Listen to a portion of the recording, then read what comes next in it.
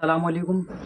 अगर कोई इंसान ख्वाब में ये देखे कि वो बीमार हैं तो उसे अल्लाह ताला से दुआ करनी चाहिए कि अल्लाह उसे दीन पर सीधे रास्ते पर कायम व दायम फरमा।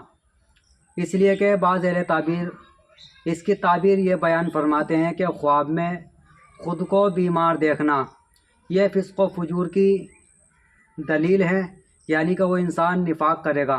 जो मुनाफिकों वाले काम हुआ करते हैं या तो वो निफाक करेगा या फिर उसके दीन में फ़साद पैदा हो जाएगा।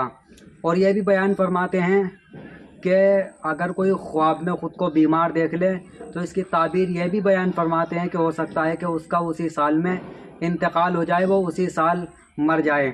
और अगर ये देखे कि बीमारी से तंदुरुस्त हुआ है, यानी कि ठीक हो गया और घर में नहीं है और किसी से बात नहीं करता, तो इस बात की दलील है ये कि उसकी बीमारी दराज होगी और उसी बीमारी में इंतकाल कर जाएगा।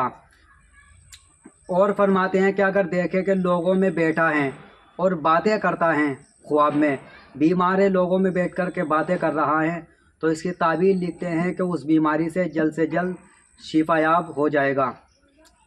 और हज़रत इब्राहीम करमानी ने फरमाते हैं अगर कोई शख्स ख्वाब में ये देखे कि वो बीमारी के बाइस बरहना है तो इस बात की दलील है कि वो जल्दी इंतकाल कर जाएगा। और बाज़ अहले ताबीर ये बयान फरमाते हैं कि ख्वाब में बीमारी देखना, ख़ुद को बीमार देखना फ़िस्क़ व फुजूर की अलामत है। और बयान फरमाते हैं कि उसको गम मिलेगा या तो सुल्तान की तरफ से, जो उस वक्त का बादशाह होगा उसकी तरफ से, या फिर उसके ख़ुद के बीवी बच्चों की तरफ से उसे गम हासिल होगा।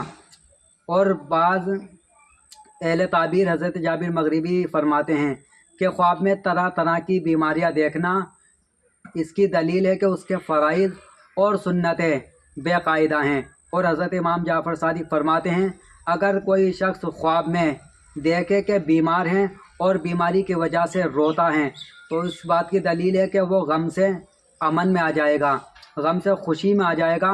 और अगर ये बीमारी उसे है, कोई बीमारी, और बीमारी पर सब्र करता है और शुक्र अदा करता है, तो इसका मतलब हुआ करता है कि वो इंसान नेक और परहेज़गार हैं और उसका दीन उसके लिए बाइस बरकत बनेगा और उसका दीन उसके लिए क़यामत के दिन ज़रिया निजात बनेगा।